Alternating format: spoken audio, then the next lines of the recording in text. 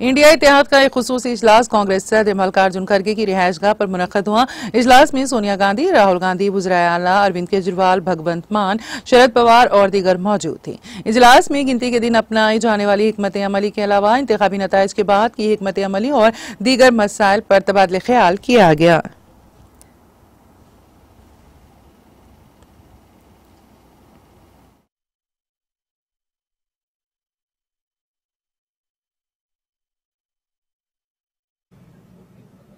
आज हमारी बैठक हुई, कम से कम 2.5 घंटे तक हमने बहुत से विषय पे चर्चा किए। खास करके चुनाव और चुनाव के वक्त क्या क्या कमजोरियां हो सकते हैं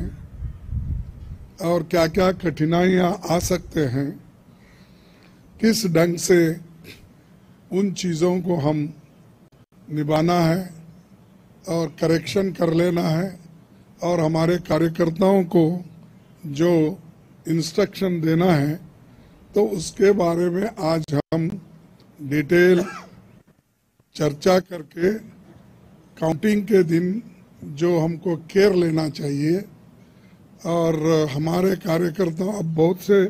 गठबंधन पार्टी के नेता लोग पहले ही वो तय करके अपने केडर को बहुत से बार बोले हैं, लेकिन फिर भी हम एज ए प्रिकॉशन आज सब मिलके